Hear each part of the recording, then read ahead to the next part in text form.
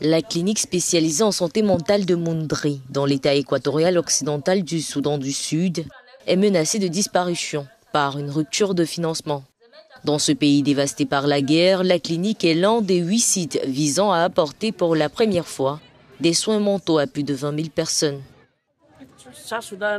Le Soudan du Sud a connu des problèmes, la guerre, les gens ont perdu beaucoup de leurs biens, des vies, des membres de leur famille ont été tués devant eux. Ces événements ont donc traumatisé et déprimé la plupart des membres de la communauté. Au-delà de la violence, la pauvreté est devenue endémique dans de nombreuses régions de ce pays, dont plus de 90% de la population vivent avec moins de 2,15 $ par jour, selon la Banque mondiale, ce qui aggraverait les problèmes mentaux auxquels de nombreuses personnes sont confrontées. Un programme lancé fin 2022 s'est avéré être une bouée de sauvetage pour les patients du Soudan du Sud, où les services de santé mentale sont quasi inexistants. Le stress est le problème le plus courant que nous ayons, mais nous ne le reconnaissons pas parce que nous pensons parfois qu'il est normal.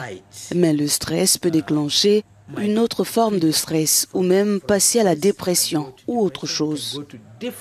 Alors que la guerre perdure, le financement de ce programme de la clinique par des Italiens et des Grecs prend bientôt fin. De quoi inquiéter le ministère de la Santé qui voit l'avenir incertain alors que les troubles mentaux se développent.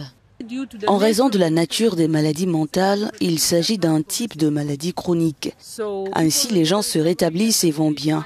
Mais si nous ne maintenons pas les services qu'ils reçoivent, ils finiront par rechuter à nouveau. La guerre civile a débuté en 2013, causant les déplacements massifs des populations et multipliant ainsi le taux de suicide.